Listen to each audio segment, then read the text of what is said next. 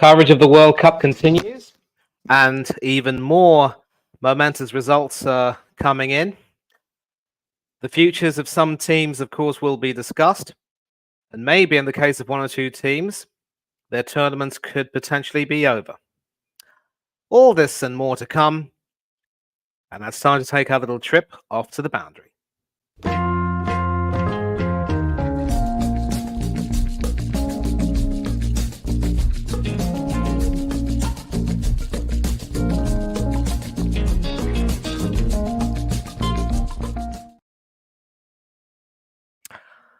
Yes, people, as the title says, we are going off to the boundary, and we should be getting a few of our guests in quite, I don't know necessarily quickly, but certainly soon. And we will, of course, be discussing a great deal, many games and many stories in this tournament. And certainly, of course, the game that was played today is one which has created so many headlines, and for many reasons. Anyone in the chat? Well, we do actually have our first guest right now, and I am going to add him in. Mr. B, good evening, and how are you?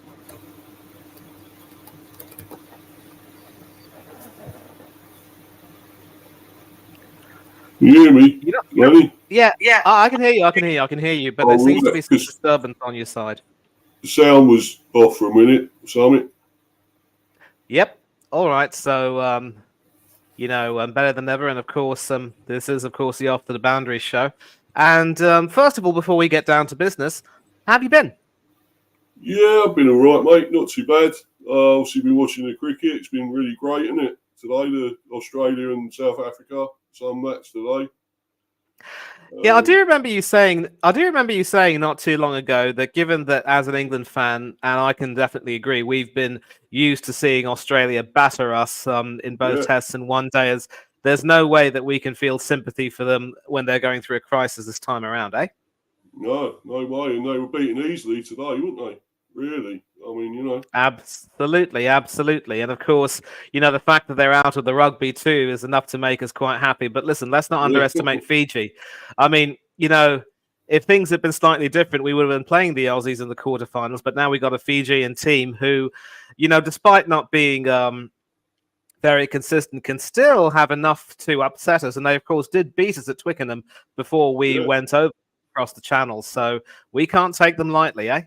No, mate, no. They're a pretty decent team, could cause an upset. So, yeah. And of course, now back to the cricket. We are going to speak about this particular game, and of course, the result says it all. South Africa crush Australia, and since ESPN Cricinfo has had a tendency to give me a great deal of problems with the advertisements, I am going to share the result courtesy of our dear friends from BBC Sport.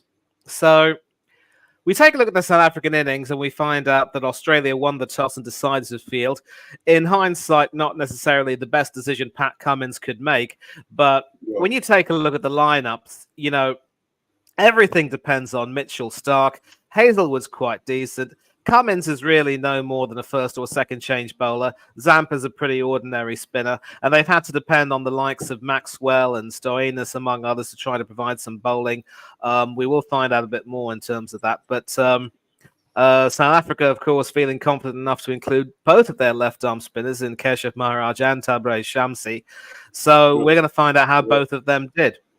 And of course, the scoreline card tells the whole story. Quinton is basically proving himself to be D Cock of D Walk at the moment. Good joke, mate. Yeah. I told you, mate. You get a lot of these things with me, and of course, starring with a fine century, better than a runner ball, and being a part of a 108-run partnership for the opening wicket with his captain Tender Bavuma, who was a bit slower perhaps, but also played an important anchor role before being dismissed by Glenn Maxwell.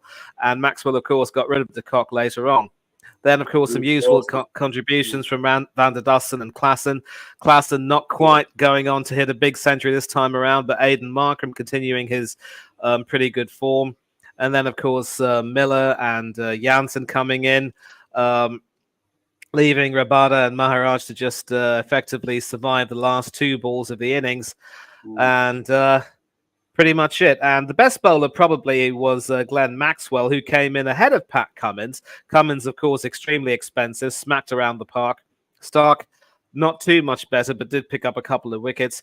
Hazelwood, of course, trying his best, but also pretty expensive in the scheme of things. I thought And Zampa, near the end. They restricted him near the end, Manny, didn't they? They was going to get over probably, 330, 350 maybe.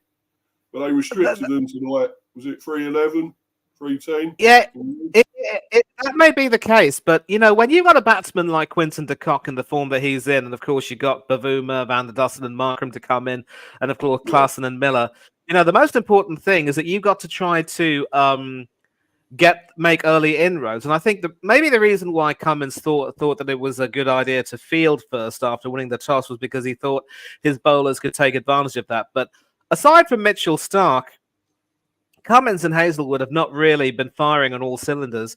And of course, it was Glenn Maxwell who ended up being the best bowler of the lot. Of course, Stoinis and Mitchell Marsh combining for 3 overs between them. But the early inroads obviously didn't really come in, and I think the damage was pretty much done. And we're going to see why the damage was done, because the Aussie innings never really got off to the start it needed. Right. 27, both Marsh and Warner fell to Jansen and Ngidi, respectively, in the space of about 7 balls. Smith didn't last too long either. He tried to make some sort of a partnership, obviously, with the South African-born Labuschagne, who was the top scorer with 46. But, at one point, of course, they were 70 for 6, trying to chase 312. The game was already up, and, you had Stark and Cummins hitting a few, but they were never going to stay for very long. Zampa also could never really do very much, and then Hazelwood was Hazelwood. And you see the bowlers combining well here. Maharaj and Shamsi taking 2 each. Maharaj, arguably probably the pick of the bowlers for 2 wickets for 30 at 3. Ngidi was also exceptionally economical and really tied them down. And this gives you an idea, Steve, that the South African bowlers really did their job. Yeah. Jansen aside, I know he picked up 2 wickets, but he was also expensive. And I did say that as a left-arm seamer, if you don't get your line and length spot on, you are going to be hit out of the park. And that is one of the things. I know Topley was the top man for England against Bangladesh, and we will go to that. But, left-arm seamers always carry that risk with them. And then Rabada picking up 3 for 33. Excellent effort from him, but also 4.12 and over. And so this is what happens when you've got bowlers who are able to, hit their marks perfectly. And they just had the likes of Warner, Smith and company in trouble. And I'll tell you what, we're going to take a look at the discussion over here, because obviously, we see the topic over here says, are the Aussies down and out, and can the Proteas make it happen? I think when you take a look at the Proteas, they are coming into form at the right time, and the batsmen certainly are looking really good. Of course, losing Norche and Magala means that their bowling attack would have been a little bit weaker, but they've somehow managed to step up. So talking about South Africa first, how impressed have you been with them, and do you think that they could possibly turn it around? Because I do remember Hanno saying that when it comes to crunch matches and matches that prove to be crucial, they do have a habit of choking. Yeah, that's right, man. Yeah, I've been quite impressed, mate. I mean, I thought, to begin with, before this, I thought they might go back to their usual in these tournaments and choke it, as you say, and not qualify. But at the moment, they're looking really good. They're in right hot form with all this. The batsmen are making plenty of runs, top order, openers. And the bowlers are really on top form. All the bowlers at the moment. So I can see them going at least to the semis, and well, who knows? But I think they're a very good team. I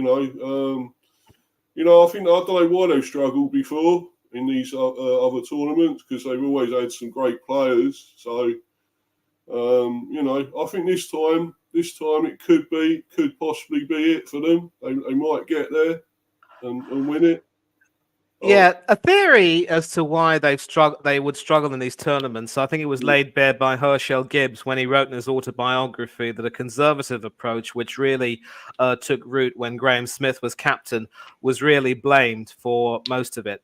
Of course, in 2007, they crushed us en route to reaching the semi-finals against Australia. But in that semi-final, they completely froze and, just didn't really know how to attack Australia then.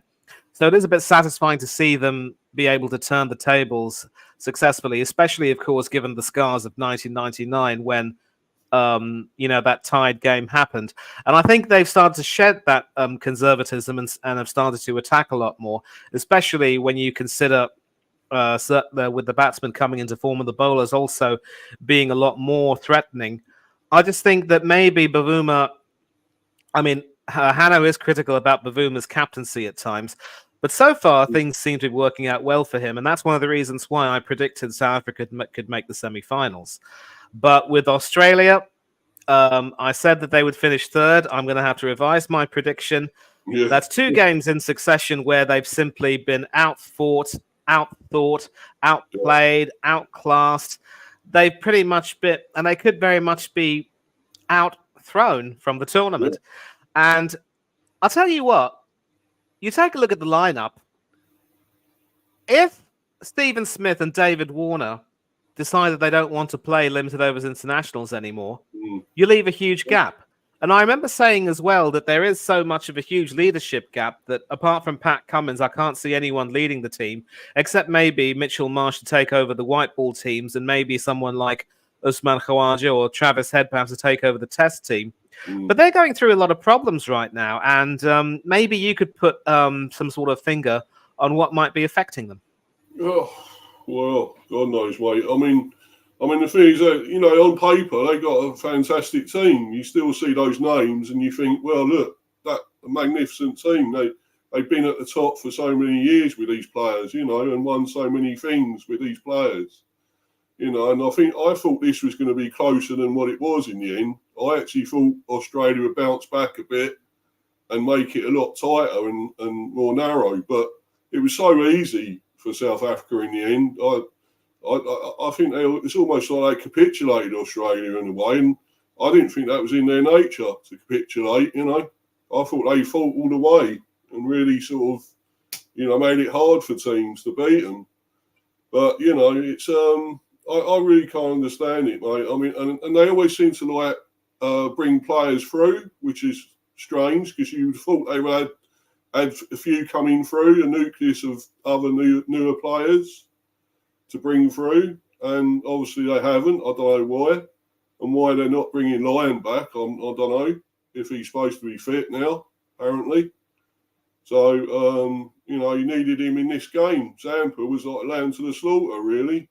When he was bowling. So, I don't know, really. I think they're sort of going through a transitional stage now, just like with England were at one stage, we were. So, I think it's good. I like to see them struggling because now you know how it feels, They're on the other end of it for a change, So, yeah, you could say that. And we've actually got a comment over here, which I will highlight in a minute. But I'm just taking a look at the Aussie squad, for instance, right now. And, we were talking in the previous stream, you, Hanno, and I, and I think we were all agreeing that, any team which sees it fit to have only one spinner in Adam Zampa, one specialist spinner, is asking for trouble. And with Ashton Agar having withdrawn, they saw it fit to bring back Marnus Labuschagne, I think because they were possibly hoping that he could bowl a little bit of part-time stuff. You take a look at the squad, though, and I will highlight this comment from Zain Hanif. Good to have you in the chat, by the way. The Aussies should have Matthew Wade opening and move Marsh to the middle order. And if we take a look at the, first of all, I think this answers your question. Matthew Wade isn't even in the squad. But so I want to take a look at the lineup again. And, for some reason, Alex Carey wasn't even playing in this 11. So I do wonder who was taking up some duty behind the wicket It was Josh Inglis, in fact, who came in for Carey. Maybe Carey was carrying some sort of a knock and had to withdraw. I'm not too sure. But you take a look at the squad in question. They've only got Zampa.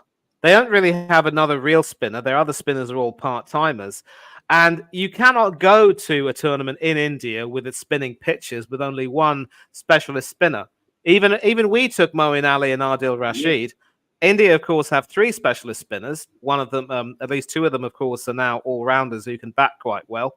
And I'm pretty certain that New Zealand have got Santner and I think Ish Sodhi.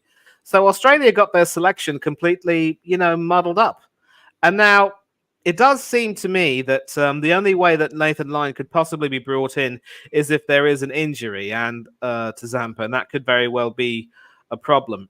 So it's a question of where the Australians can go from here. And I do actually believe that after this tournament, we could see a lot of limited overs careers ended. And as far as Cummins is concerned, I did say that I couldn't see anyone other than him leading the team. But you just tend to wonder.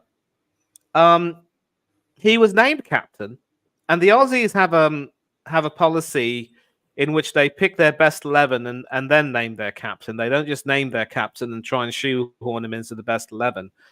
But so far, while he's done well in the tests for the matches for the most part, in the one days he's been found struggling. And I just wonder, their squad is already thin as it is, and their fast bowlers include Hazelwood and Stark, and that's pretty much it. Their squad is so thin. So they can't even afford to drop Pat Cummins, despite the fact that he hasn't even been, taking too many wickets. Yeah. So you can see they've got some problems, and I now can't see them qualifying for the semis. Well, to begin with, I sort of had them. I think everyone looked shocked when I said, "Oh, they might be 5th or 6th and out of it, not getting through." And then I said, "Well, no, I'll change that. I'll go. I think they get through. They get 4th." And I thought, well, why did I say that? Why couldn't I just stick with what I was saying? Because it looked to me at the time, they were struggling before this, wasn't it? When they lost to South Africa and all that before all this, And I thought, well, why didn't I just stick with that? Because it seemed like they was in a bad position. But you think, well, it's the Aussies. They'll come out of it. They'll find a way out of it and produce something again. And they're not. They haven't seemed to got it at the moment. There's something wrong there. And obviously they're having a bad time of it. And I think it's great to see because, they've lorded over everyone for so long and been cocky and arrogant. And now, now they know what it feels like. And I hope they're crying about it. So they should be. Yeah, well, there are going to be some changes, obviously, after the tournament. And, I certainly remember, of course, what happened in the rugby and how they would lord it over us very frequently. So everything goes in cycles. You have peaks, you have troughs and so forth. And, of course, we will preview their upcoming matches, but we are, of course, going to review a few other games right now. And of course, when I talk about the previous games, I mean the games that were played yesterday and the day before. I do believe we discussed the New Zealand Netherlands game, and I was having this debate. We were having this debate on whether or not Kane Williamson should just walk back into the team. I think the indication from the New Zealand camp is that yes, he would come back because he is their captain. He is obviously their top batsman, and because of the opposition that they've played, and yes, we absolutely had a dreadful game against them. You want to improve your team when it comes to the better players. I mean, of course, it could very well be that they decide to stick with the winning team, but if it comes a cropper in there, if they come. Stevens exactly, but but if they do end up, stumbling, then you might consider that a missed opportunity. But before we go forward, you never know where you're going until you know where you've been, and so we are going to discuss some of the previous games. And of course, on Tuesday we had 2 games with England playing Bangladesh in Dharamsala and Pakistan playing Sri Lanka in Hyderabad. First of all, the England-Bangladesh game, you remember, of course, the 2015 World Cup down under when Bangladesh beat us black and blue and sent us out of the tournament at the group stage. And that was when, we started the process of building towards winning the tournament in 2019. So it just goes to show that you sometimes need a sickener to get you to jolt into action. And so we had our sickener when we played New Zealand. And I'm going to share this match right now in the screen. Once again, our dear friends from BBC Sport have to be thanked. And so England did make a change by deciding to drop Moeen Ali. And I do believe, if memory serves me right, Reece Topley was brought in. I don't quite remember.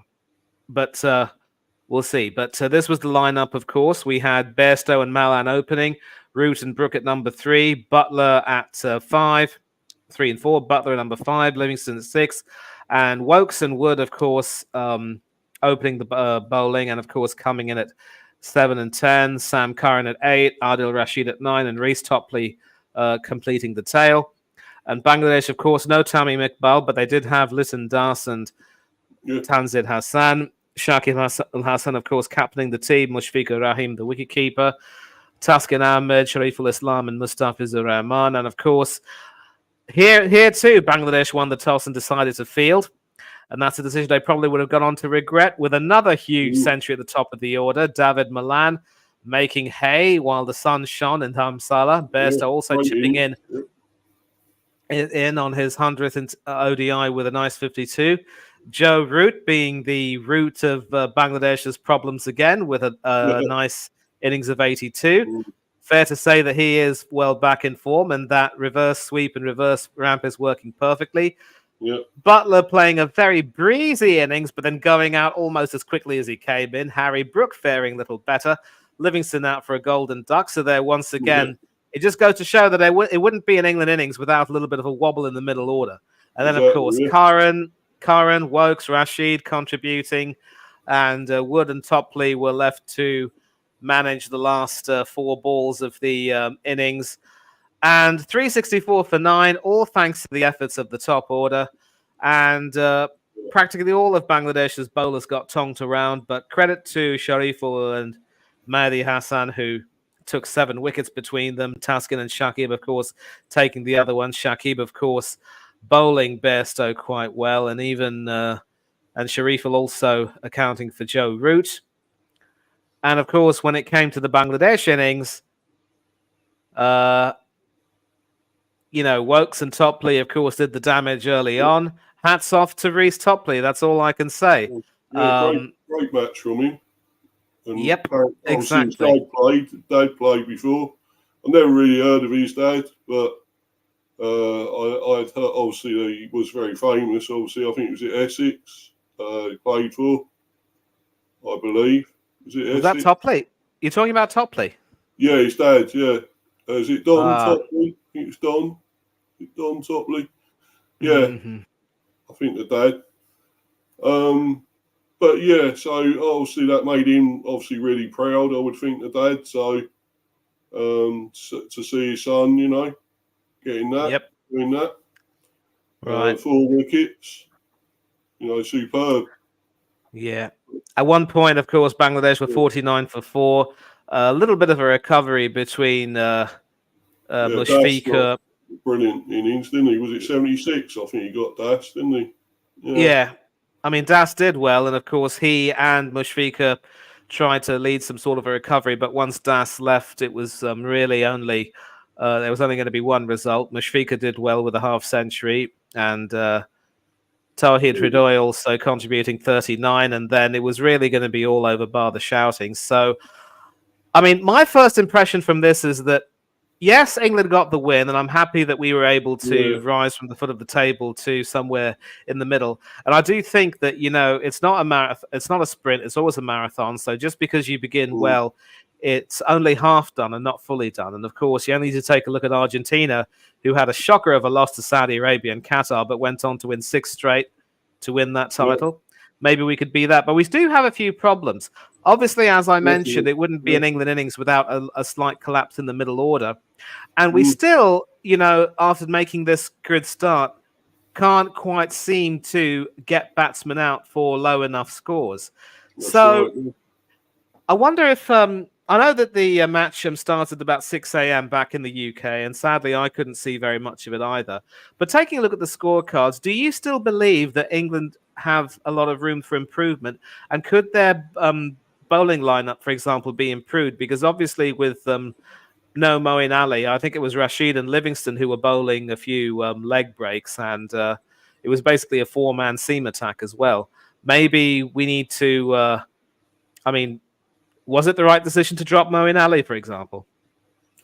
Well, probably proved to be because, we didn't need him in the end, did we? I mean, you had sort of like Livingston there that bowls spin, and it proved to be good in putting him on bowling. Okay, he didn't have much again with a bat, but he produced some good bowling. Great delivery to get rid of, what was the guy's name? Ridoy. Yeah, Ridoy. Edging it to Butler, the wicketkeeper. Yeah, that was a fantastic delivery. So it proves he's more than a part-time spinner, that's for sure. And of course, Root as well. Root can as a spinner as well. So they have got other options anyway if they leave Addy out. So but I also thought they did struggle a bit. Woke struggled to start with. He was bowling really badly and offline most of the time and getting hit. He turned it around in the end because Butler kept playing, carried on with him. So in a way, I mean, he's a good player. Don't get me wrong, Chris Rokes, but I don't know. That wasn't great to start with, and I think if you want to have to keep playing them to get them back into form, I think that's so wrong. They should be doing it from the start, And I think maybe there could be a change there. Maybe get Atkinson in or something, give him a go. Or trying to think of the other quicker bowlers we've got. There isn't many others. I know there's obviously Wood's playing anyway. Yeah. And of course, Wood actually did have a good match, of course, taking a wicket, but also bowling his 10 overs for 29, very economical. And so if you decide to bring Atkinson in, the question is who could you possibly replace? I mean, you can't drop Topley. And Wokes, of course, would still be high from confidence after his starring role in the Ashes series. And he also did do quite well against New Zealand in the home one-dayers.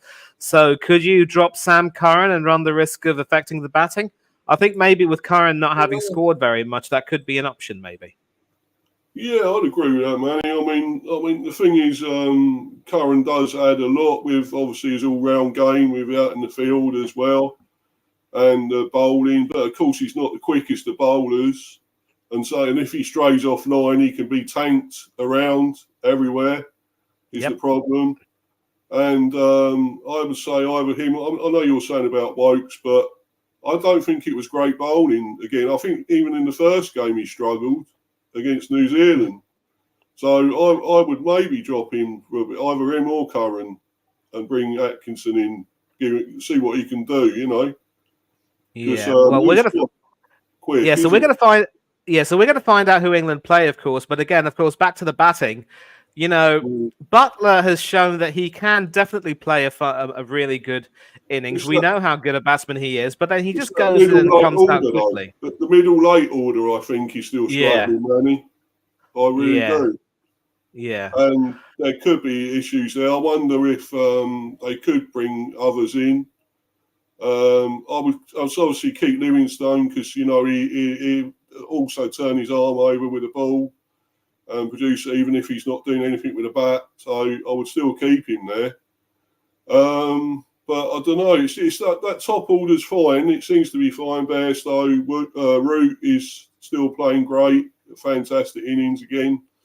Milan, he's done brilliant.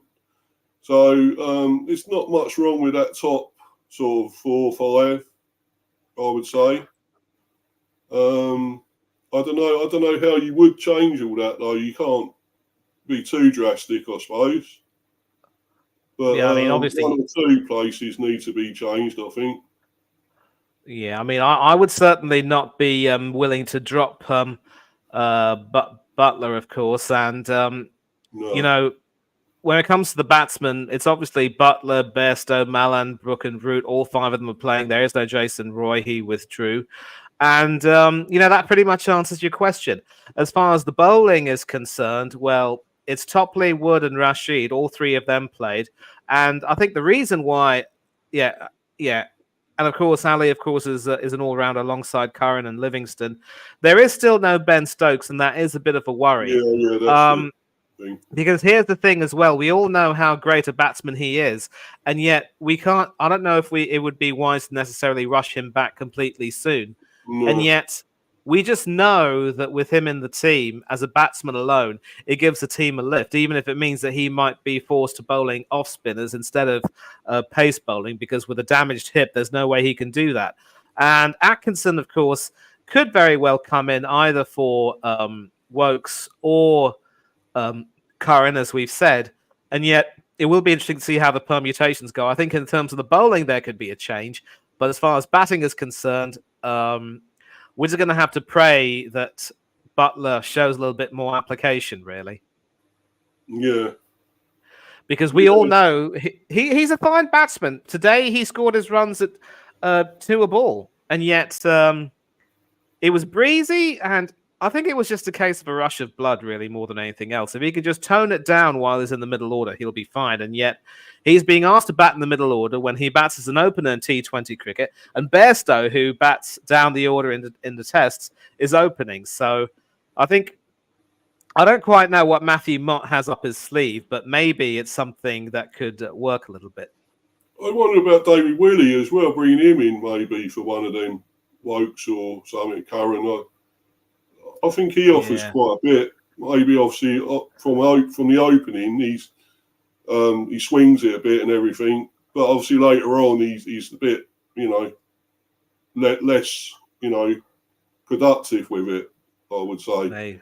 But I think he also offers something with the bat as well. He's a big hitter with the ball, so maybe give him a chance. Okay.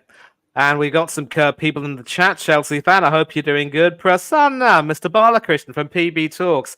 I am doing quite well. And listen, one of these days, if you are free, we'd love to get you on here. I know that the time difference means that you possibly can't come on whenever you can. But if you can, and if you would like to join in, if you want to be a part of our Instagram group chat, do let us know.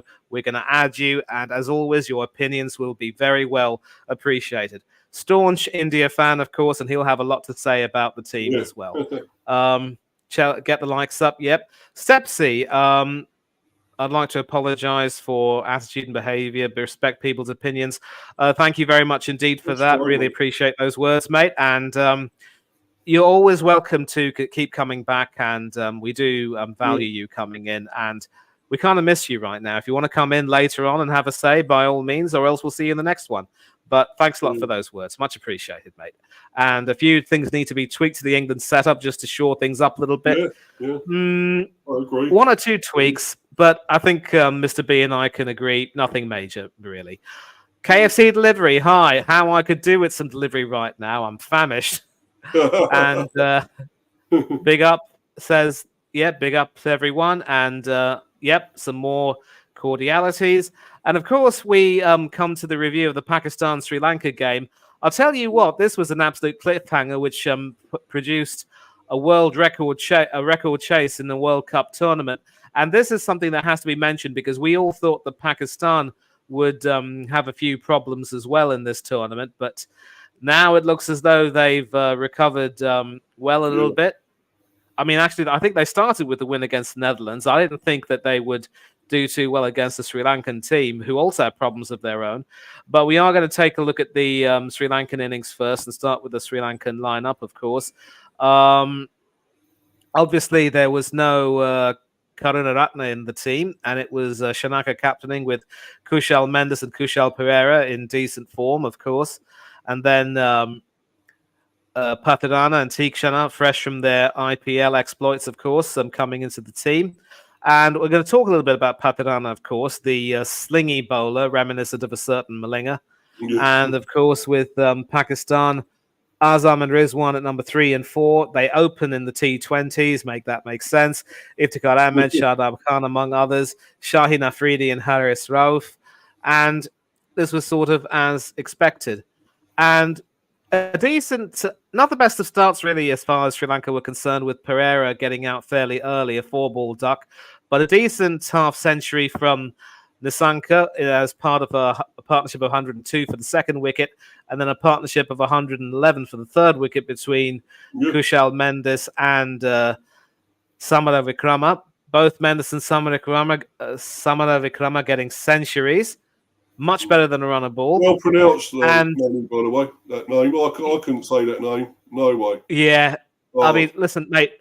When you're born to South Indian parents who love long names themselves, you have to be sensitive to that. Samara Vikrama, but it is what it is. And a little stumble in the middle order, and then De Silva, Shanaka Walalaga chipping in with a few small knocks, and 344 for 9. All built on the back of these two fine centuries. And it almost seems to be the case, Mr. B, that if you have two players making big scores, you are expected to get a pretty big total. But when you have these collapses where everyone else just doesn't seem to be able to contribute, it can be a little bit disappointing. But once we take a look at the bowlers, of course, Shaheen, much was expected of him, a bit expensive. And we take a look at Hassan Ali, who took 4 wickets, but also was quite expensive. A wicket for Nawaz, a left-arm spinner, and then Haris Rauf coming in, of course, bowling some pace. So Nawaz was actually brought in to try to stem the flow of runs as a spinner, but didn't really work out too well. Shadab Khan with 1 wicket and Iftikhar with some part-time spin. And so you can see how the batsmen pretty much made Pakistan's bowlers, Hassan Ali and Rauf aside, look rather ordinary. And Shaheen, of course, also was quite expensive. Another left-arm seamer. A lot has been expected of him. But again, if you stray in line and you can't get your line right, you end up getting tonked around the ground. And certainly the batting of Mendes and Samara Vikrama really gave them some sort of hope. But obviously the bowling as well, when you take a look at Pakistan, there are still areas where they can possibly improve. But maybe, they're just trying to find their feet in this tournament, given that not much is expected of them, perhaps. And do you still think that they can cause a bit of a shock, though? Because they are, like us, they have a lot of areas where they could improve, potentially. Yeah. Well, I actually thought they was going to lose that game, to be honest, because I thought Sri Lanka done amazingly. I think after being, pretty poor in that first game, they were incredible with a bat and, put on, 344. So I thought that was incredible. I thought that was probably going to win it. I really did. And obviously Pakistan somehow turned up again and come back, as they always seem to. They always seem to turn up in these tournaments when you least expect it. And so I think they, as you say, they've got some slight worries in places, but I think they'll be fine again. I really do. I think I think they might just miss out on the semis possibly, but I think they're going to do pretty well. Again. Yeah. So. Well, as you mentioned, of course, they found a way to come back. A brilliant century from Abdullah Shafiq at the top of the order, 113 off 103. And then Mohammad Rizwan coming to the party with 131 of 121. I think he had... that looks I don't think he had... He didn't... Did he use a runner? Do you remember? You can't have a runner anymore. You're not allowed. You're not allowed to have one now, Manny. No.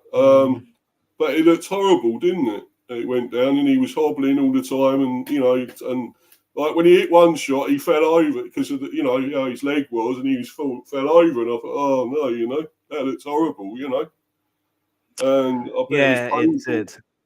So... It did. And as Nathan Lyon can tell you, calf injuries are the worst.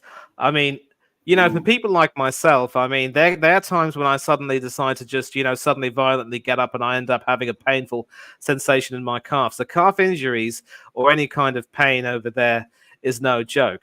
And obviously, it didn't quite work out well in the beginning, but then a huge partnership of 176 between Shafiq and Rizwan, which really potentially started to break their backs. And of course, with Rizwan staying until the end with company from Shakil and Iftikhar, I think the bowlers just weren't able to do very well. And I mentioned Pathirana.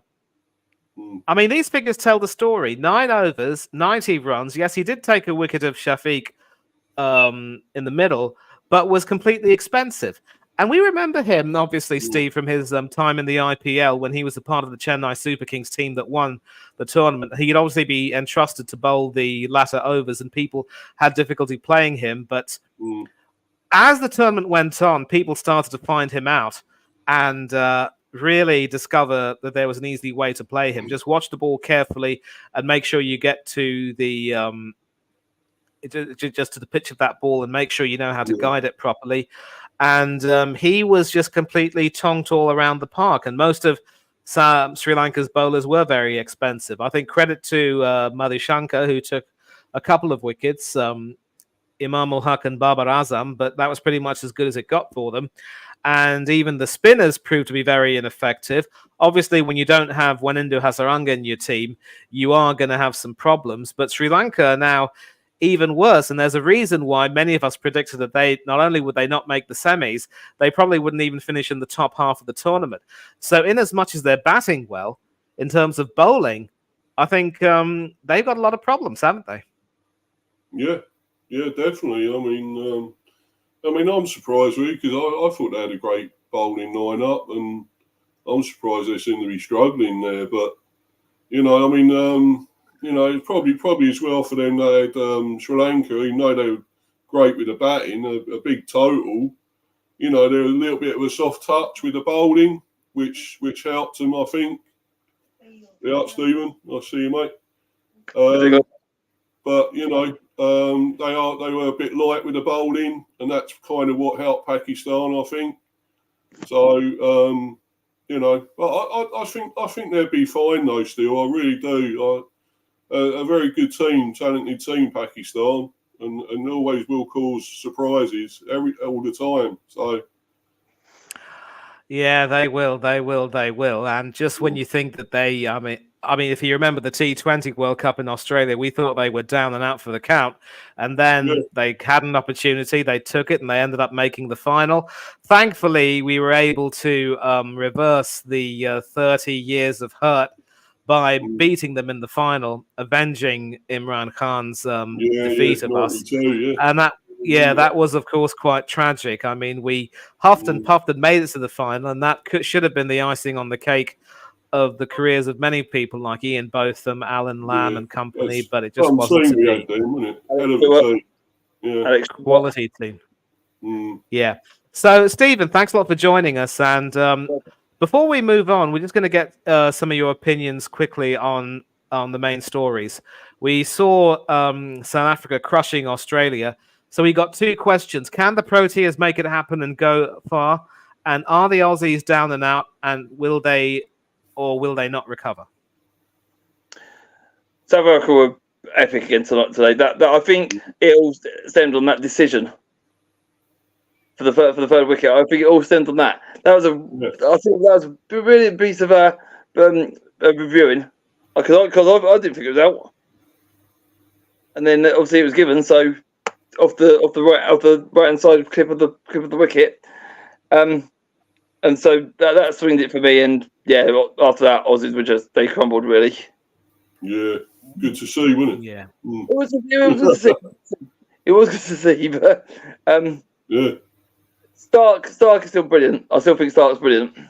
Yeah, he's quality. Yeah, I mean, I think he's still good. But as you said, yeah, I think South Africa will make the semis quite comfortably. I think they look strong. South Africa look very strong. I think the Aussie will win the last game and like a hurrah sort of thing. So they'll win it. They still got it, but it was still beat the Netherlands and whatever, wouldn't they? In Afghanistan and whatever. I would think. They'll beat them. as a send off, saying we still got it. We just didn't show up the first 2 games. We got beaten comfortably. This is what we are capable of. Yeah, but bear in mind, I mean, there are 9 other games 7 other games they have to play. So, there is still time for teams to, somehow recover. And speaking of recover, sorry, go ahead, Stephen. I can say I think it's down with limitation for Australia now. I think that today's defeat hurt them. I think that really hurt them today.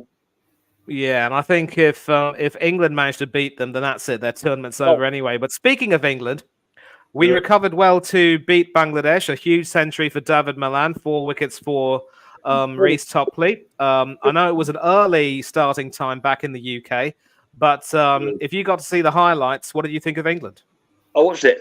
I did get up. I was sort of like cups of tea in my hand, back it over me. Coffee. Yeah. Perfect. I got some insults, so I did England, they look comfortable, really. They got a good. They got a good total in the end. And yeah, Topley's bowling was brilliant the other day. It was. As I said in the comments, there's a few tweaks. I mean, like you said, Ben Stokes still got to come back. Where's he going to fit in? Who's he going to take out for him? And I think Livingston can do something with the belt with the bat as well. So there's little bits you could tweak about with, but I wouldn't think about it too much because I think with that win that'll spur England on a little bit more. I think. Anyone there you change, mate? I say it cautiously because we know what England are like. Yeah. Was there anyone you would take out? If they that coming, it might be another defeat, but yeah, I'm just wondering, Stephen, is there anyone else you would take out of that? Like Wokes, I thought Wokes was a bit bad, a bit poor to start with. Would you leave him out, or would you take Curran out, or anyone else that's not doing anything? I like Curran. He gives a bit of energy in his bowling. Wokes,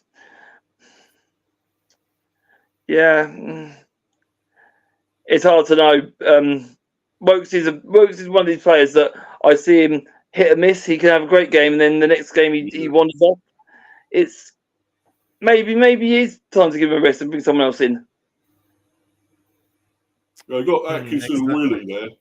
I don't think Willie. Atkinson, I'll give him a shout. Yeah, I'll give him a shout. But Willie, I don't think Willie's got it. To be honest, not in one day. 20 maybe, but not in one day or test. Pretty big call that, but you get the feeling that Atkinson. Sorry, go ahead, Stephen. Everyone's got their own opinion, but I just think Willie's better at T20 because it's a better platform for him. Well, we will see though, because obviously there will be, some things to be discussed. Because I think, as Mr. B and I were talking about, with Curran and Wokes struggling earlier on, you could always have a few options available. But that's a subject for another day. And of course, we were talking about the Pakistan-Sri Lanka game. A treat for the batsmen, a nightmare for the bowlers. Pakistan securing a World Cup record run chase. Sri Lanka, I think they look down and out, don't they? I'd like to see if I'd like to see Australia play Sri Lanka. That's what I'd like to see. Obviously, I think they're in different groups, aren't they? I'd like to see who comes out with the wooden spoon out of that, them two. Because, like you said, Australia suffered a defeat. Sri Lanka looked down and out. Who has still got a little bit of fight left in them? Shall we say fight? Is that the right word? Yeah, it might be the best thing to say, but fuel left in the tank, or fuel left in the tank is a better word. Fuel left in the tank to do something. Yeah, but I mean, obviously Pakistan still going quite well. Even they have a few issues with their bowling, but Mr. B and I were in agreement that you just can't count them out at any particular time. Just when you think that they have no chance, they surprise you. That total was brilliant. That total they got was brilliant. Yeah. Didn't see it coming. Yeah, certainly Rizwan's innings was a joy to behold, even batting on one leg.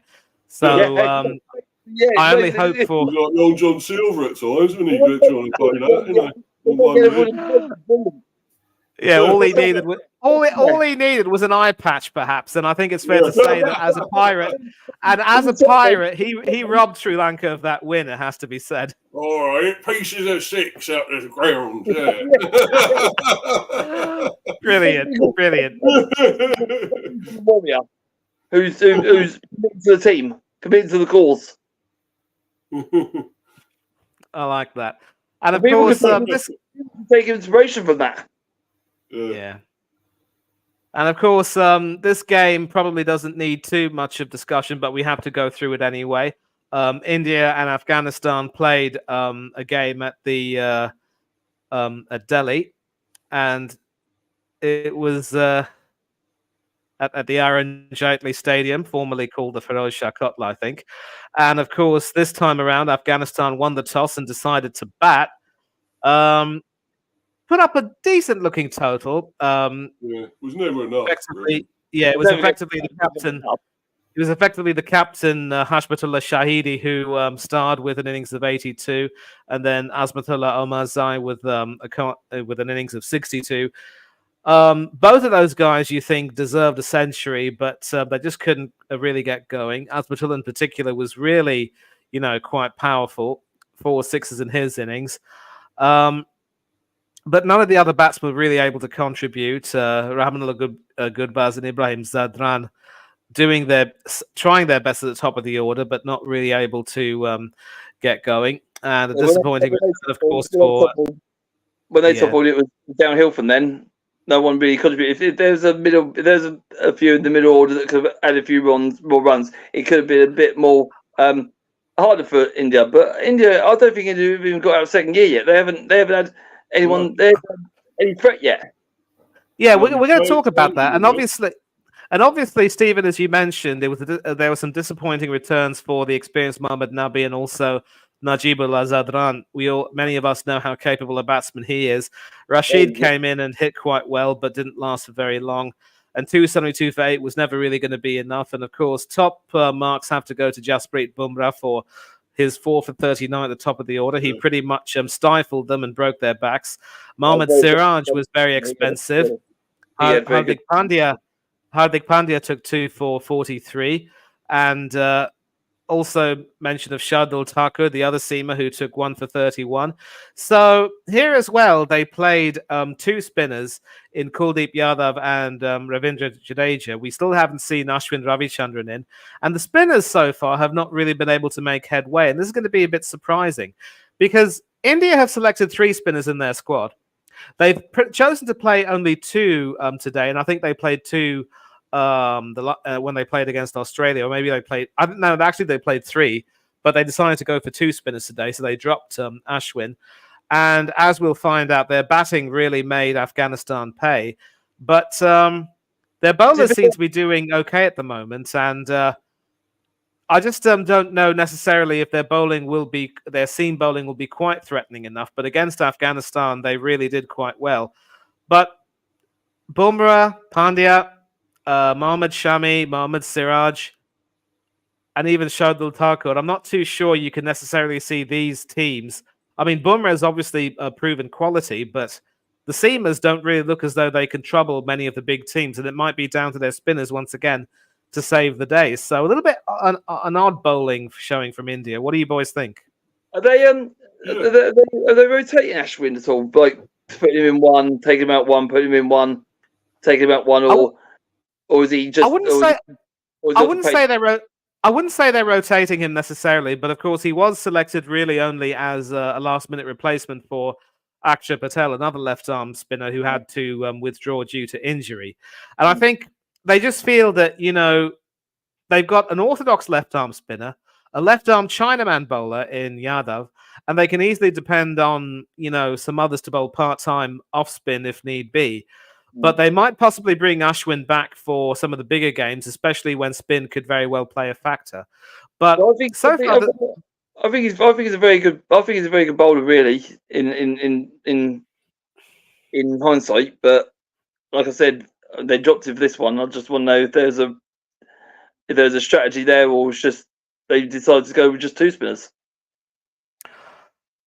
Maybe they just decided to go with the 2 spinners, and neither of those spinners were really, as effective as the seamers. And although Bumrah did well, I don't see the other seamers doing very much for India. So maybe if Prasanna's in the chat, he can possibly come in and disagree. But Steve, Mr. B, what do you think of the bowling performance? I still thought it was all right. I didn't see a major problem with it. I mean, okay, it was only Afghanistan, but you still got to do it against the opposition, whoever you're facing, isn't it? It's like the same with football, isn't it? You got to play what's in front of you, really. Exactly. And you still have to produce it. And I thought they were fine. I couldn't see a problem there. Yeah. When they get to a better team, maybe a bigger team, we'll see. We'll see what happens. I mean, possibly when I was going to say play us or South Africa or whatever. So, you never know. But I'm glad you didn't include Australia as a bigger team, but that's probably because they already played Australia. Only in name at the moment, Australia. Only in name. Absolutely. With the 2 spinners, maybe that was a good tactic because they might have seen the pitch and thought and know the pitch that better, that they know that there's not much spin on that pitch, and they decided to go with 2 spinners just to make sure there was no spin. Yeah, but obviously the big problem. Yeah, but the big problem, of course, with playing Yadav over Ashwin is that you lengthen the tail a little bit. Not that India had any problems with that, of course, as we can see. Rohit Sharma really going hammer and tongs, 5 sixes and 16 fours in his innings of 131. And Ishan Kishan also contributing to the first wicket partnership of 156. Another partnership of 49 between Rohit and Kohli. Kohli finishing not out on his home ground with a breezy 55 at just less than a run a ball. And then it was really just a walk in the park. Yeah, Rashid Khan was the only bowler to take any wickets. The rest of them completely expensive. So as far as the batting is concerned, India don't seem to have any worries, even with Shubman Gill being completely sick and out of sorts. That top order, it's deadly at the moment for India. Yeah. At the moment, like you said, there's no worries. There's no concerns in that camp at the moment. I think they're sitting pretty on their naan bread, such I think. Yeah. Nice one. Having said that, though, when you take a look at the T20s where India played, they did struggle a little bit as a batting unit. Obviously, when you're playing on the hey, if you're on for a bit, yeah, listen, Aaron, if you want to pop on, by all means, come on. You've got the link in the chat. Just come on. We're still here. We're still here for quite some time, and come on in. And yeah, so we did see T20 is a little bit different though, Manny. Really, see, India are well renowned for their Test cricket. They're really good at their Test cricket. I don't think they put much emphasis on the T20 as much as I thought they would. No, it's not just about the T20. I'm talking about the conditions this time around because they were playing in Australia, obviously, where the pitches would, really favour the fast bowlers a lot more.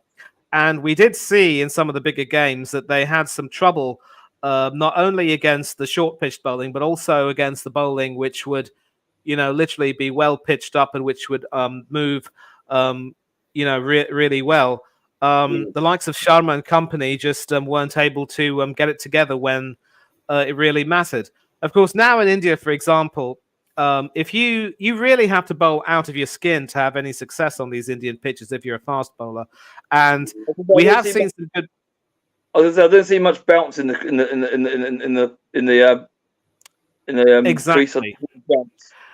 Exactly, and even with the. You see the spinners changing that. He's spinning it, and it went over the stumps. Did you see it? Bounce went over the stumps. Normally, when you're going to pace, and it bounced over. When you're going to pace, the ball bounces.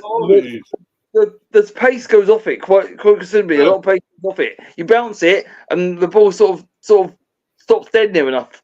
Yeah, but we're talking the spinner here. The spinner it bounced over the stumps. It bowled him, and it bounced over the stumps. It's one or two, Steve. But mainly when you're doing fast bowling, the ball sort of bounces, and it slowly reaches the batsman. And he's got enough swing at it. It sticks in the wicket a bit. Yeah, there's not enough bounce there. Yeah.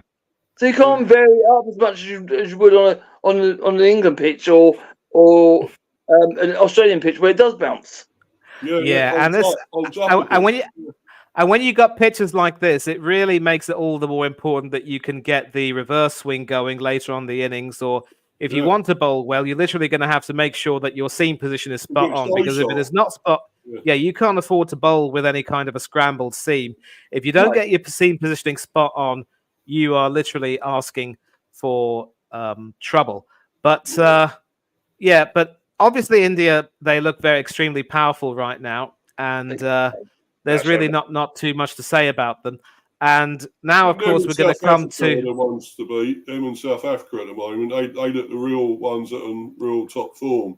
India's agreed as well. Agreed, but it's still early days, and anything can happen. So we will have to take a look at that. And of course, that segues into our final segment, which is a preview for the upcoming games. Obviously, there was a game played today. So we're going to take a look at some fixtures that could be taking place tomorrow. Firstly, tomorrow at about 9:30 in the morning UK time, New Zealand are playing Bangladesh at the Chidambaram Stadium over here in Chennai, which is my current neck of the woods.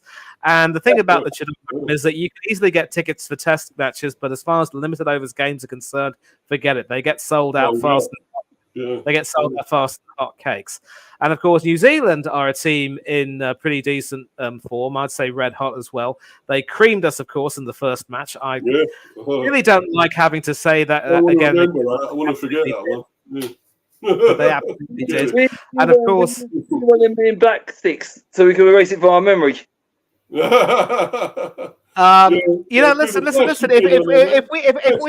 If we do go on to win the tournament, we can erase that from our memory. Just think of what happened with Argentina. Think of what happened with Argentina and Qatar. They lost to the Saudis, but then they won all their games, and they just looked at that shock result and said, "You know what? That got us into action." And of course, in New Zealand's last game, they beat the Netherlands easily enough by nearly 100 runs. No centuries this time around, but Will Young, Rachin Ravindra, and Daryl Mitchell, and of course Tom Latham, the skipper, doing quite well. Santner coming in near the end with a nice breezy innings of 36 to take them to 322 for 7. And then Santner, of course, had a fiver for this game, so I think he was man of the match, 5 for 59 off his 10. Matt Henry taking 3 wickets. Rachin Ravindra also having 1.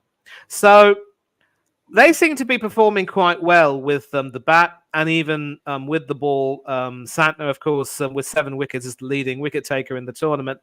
And they're coming up against the Bangladesh team, which, of course, lost to England and which hasn't quite been able to get it together with the ball and the bat. I really can't see anything beyond a New Zealand win. So the question is, and quite briefly, because I do have another stream in 20 minutes, I want to make that. So we'll try and breeze through some of these games. Quick predictions, boys. I'm sure you're going for a New Zealand win. The question is, what are your margins? I don't know, really. I'd actually love to see Bangladesh win it, but I can't see that happening. I think New Zealand be batting. I would say 60 odd, 70 odd runs, maybe. And if they bowl first, 8 wickets. Very comprehensive margins. Stephen, what about you, mate? What are your margins? If New Zealand bowl first, I can see them getting them all out for 220, 230, and they'll eclipse that. If they bat first, Yeah, I can see them getting over 300 quite easy.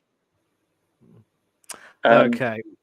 Yeah, I don't think Bangladesh will bowl them all out. So I'm going to say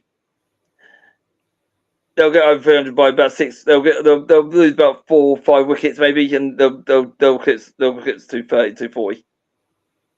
Quite easily. I mean, they won't use all the batsmen. They won't need to. Right. And so for me, I'll probably go for a 6-wicket or a 50-run win. But either way, New Zealand's form in this tournament, I mean, I didn't think that they would handle the pressure, but they have really surprised me. So obviously for this sort of a game, I don't think Williamson will need to be brought back. They might stick with the winning team, as you would say. But a lot can change. You just never know what can happen.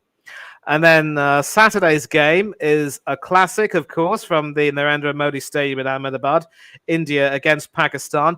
Both teams, of course, going into this with really formidable batting form. Yeah. What? The Kashmir Derby. Yeah, I'm not too sure. I'm not too sure that that's really a nice thing to mention there, Stephen. There's no need to talk about that. I mean, without mentioning Kashmir, we know that these India-Pakistan games are always going to be, extremely exciting, at times heated affairs. But this obviously is a clash for the ages. 9:30 a.m. UK time. I want to say 2 in the afternoon India time if people are tuning in from there. And of course, later on in Australia, it should be 7:30 in the evening. So the expat population over there can enjoy a nice Saturday evening clash and then go to bed after it gets over. And both teams, of course, as I said, going into this evening. Yeah, and both teams, as I said, going into this clash with excellent batting form, but a few doubts about their bowling. It could very well be that India decide to bring in the 3 spinners, given Ashwin's ability with, the ball. And certainly, if he comes in, it certainly won't lengthen the tail very much either. And Pakistan, I'm not too sure how complete their bowling attack is. I just think India can take it up a gut notch. So this should be a win for India. And I'm going to go for either a 40-run or a 5-wicket win. What about you? What do you boys think? Oh, go on, Stephen. You go first, mate. Yeah, it's like you said, it's a classic match.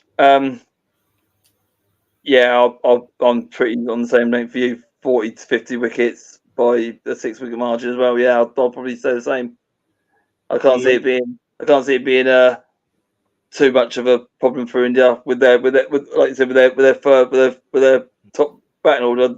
Doesn't even look out of shape at all. It looks absolutely crisp and clean. So yeah, I'll go for a 50-wicket haul, 5-wicket wickets. Right. Mr. B, what about you? Yeah, I concur with that, fellas. Yeah, same as you two, yeah. Okay, very nice. So all portents pointing to an India win, but you will find out, of course, on Saturday. On Sunday, of course, England's campaign continues with what should be an easy, in theory, game against Afghanistan. But let's be warned, we did struggle against them in an early game in the T20 tournament. Yeah. And I know, Stephen, you said the T20 and ODI cricket are chalk and cheese. But it just goes to show that, obviously, they do have some pretty decent batsmen in their lineup. Their bowling is perhaps so-so, but we still can't take them for granted. And we do have some issues with our bowling, at least. So I just wonder, I know, Stephen, you've made it crystal clear that, you're not in favor of changing a winning team, but we only have one game. And I wonder, could this be the game maybe where we make a slight tweak to the bowling and maybe bring in Atkinson for either of Wokes or Curran, perhaps? I want your boys' opinions on this and then your predictions. I think we can change up a little bit. I mean, Afghanistan in causing any problems with their recent performances. Maybe this one is one we could change things up a little bit and see what else we've got out there. Mr. B? I'll keep Curran. I'll keep Curran and give Wokes a rest and bring Atkinson in and see what he can do with the bat. It's if we could get a quick 100 under our belts with the first two batsmen, I can see it being a content win. If we do change it up, obviously, like you said, little tweaks, nothing major that's going to cause the team to split. Just one or two people out, one or two people in. But yeah, the main one for me, Wokes out, Atkinson in. I'm going to go for, if England bat first, 330, 340. If Afghan bat first, we should get them all out for 250, 260. So, like I said, 50, 60 wicket haul. 5 wickets. Okay, Mr. B, what about you? Pretty much going on with that. What Stephen just said. I think it's I would put Atkinson in. I think give him a go now. Why not? At least take either Curran or Wokes out and put him in. It's the game to do it. It is the game to do it. Yeah, I think it's going to be a fairly easy one. I don't think Afghanistan are going to show too much and prove to be too challenging for us. So should be fairly easy. I'll go with what Stephen just said, the prediction of that. It should be fairly easy, but then given how our batsmen seem to enjoy getting out some stupid shots, you just can never tell. But hopefully... 50 plus, I would say. They should get three if they're batting first. Yeah, so hopefully Matthew Mott will have read the boys the riot act and told them, look, boys, get your act together with the Willow. There's no way we can afford any stupid dismissals, especially against this Afghanistan team. And I'm confident enough to predict either a 60-run or a 7-wicket win. And I'm pretty certain that if Afghanistan never play at the Arun Jaitley Stadium in Delhi again, it will be too soon for them, especially after what happened against India. Yes. And, of course, we've spoke about them. This is, of course, a clash between two teams that have got records of played 2, lost 2. And I think it could be fair to say, gentlemen, that whoever loses this game will probably be on a fast track to exiting the tournament. And in as much as Australia look bad right now, I think Sri Lanka do not look that much better. Yes, Sri Lanka have been outstanding with the bat, but they have been very expensive with the ball. And you would certainly back the likes of Warner, Smith, Labuschagne, Mitch Marsh and company to make hay against that sort of a bowling attack. And I think Patirana has proven to be very hit and miss. And I really can't see beyond an Australia win. But I'll tell you what, the way both of these teams are lacking in confidence, it's not going to be a very easy win for either team, whoever wins. I might be tempted to go for Australia to win, but by a short margin of, say, 3 wickets or 20 runs. What do you boys think? Yeah, I think whoever loses this, the boat is in the bay waiting for them to board it. Yeah. I'm gonna stick my neck out and say that I think Sri Lanka will win this by 15 to 20 runs. So a similar margin, but a different winner, Mr. B. You think Sri Lanka will win? No, I think Australia will come back here. I can't because. There's not much with Sri Lanka. They don't offer as much. I mean, they got good innings the other day, but I can't see them, getting over 300 against Australia because I just think Australia's bowling to come back. They're quicker bowlers though. They definitely will be wanting to fight back. So, I think they're. I think they'd have them out for about, well, not all out, but about 9 wickets or so. And I think they'll only get about, say, 260 Sri Lanka if they bat. Yeah. Well, it's probably not going to be a game for the purists. I mean, both teams are going to want to scrap, but let's take a look at what the comments say. Obviously, everyone going for New Zealand win. And Aaron also predicting 330 to 350 of New Zealand bat first. And Bangladesh between 220 and 260, not too far off from what you're predicting, Stephen. And the India-Pakistan could be, the one to watch, but also a prediction for India to win. Aaron, of course, saying keep an eye out for Shaheen Shah Afridi and Haris Rauf. King Coley might end up delivering. And Shaheen has been a little bit expensive, so a lot will depend on him getting his line right. But Hassan Ali didn't do too badly. And England, of course, expected to beat Afghanistan at a canter. And Chelsea fan also concurring with all three of us when he says that Australia will win. Yeah. So, Aaron, I do apologize. We are about to end the stream right now, but do please make sure you come on to the next stream. The link will be in the group chat. You are more than welcome to come in. And, of course, this is an invitation, an open invitation for any of you in the chat who've been watching this. If you enjoy cricket and you want to have a discussion with us and also possibly, come onto the stream and have a little chin wag with all of us, you are more than welcome.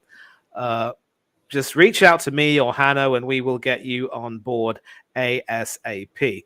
But with that, gentlemen, what do you say? We don't bite.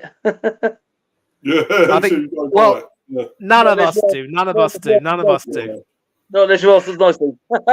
Yeah, and even if we do bite per se, because it's on a mobile, because we're talking, we're speaking, because we're speaking to each other through a mobile phone, we're not going to feel the pain as such. We got one more comment. Yep, thank you very much indeed. Cheers, good. We'll be looking forward to having you back, Aaron, and Chelsea fan. Thank you for joining us as always, and thanks to. Yeah, and thank you to everyone else in the chat who's joined in, some newcomers and our regulars. You're the ones who always make this stream what it is, and we're grateful to have had you along. And my very sincerest thanks to both the gentlemen on the screen with me, and I am now going to give you an opportunity to shout yourselves out. Stephen, tell us about your channel, your social media, and what you've got coming up in the near future. Well, hopefully, I'm gonna. Hopefully, me and Mr. B will be hopefully doing our stories of our clubs. Hopefully, we can do a stream together soon for the football. Obviously, my channel's Stepsy Hatter YT. Hopefully, Hannah's gonna do some thumbnails and get me up and running pretty quick. So we're going to discuss that over the international break. You can find me on Instagram at StepsyBoy82 and email stepsyboy@gmail.com and Facebook, Stephen Stepsy.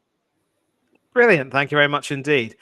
Mr. B, your turn, mate. Where can we find you and what have you got coming up? I think Steve's already alluded to what you've got coming up. I think said some of that. Yeah, cheers, mate. I'm the one supposed to be saying it. What's coming out of my channel, but cheers, mate. Anyway. Before I go into it, anyway, do you know England under-21s are beating Serbia under-21s 3-1? Hey, European Championships, whatever it is. Yep, and another update is that in Spain, Spain and Scotland are level, and Andrew Robertson, the Scotland captain, is also injured, so Scotland could potentially be without both of their first choice left backs. Well, no Tierney either. No Tierney, but it is what it is. Go ahead, Steve, Mr. B.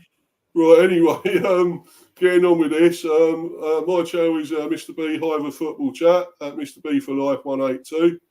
And obviously, by the way, I have actually recorded the B's history. I have done that, so I just haven't got it out just yet.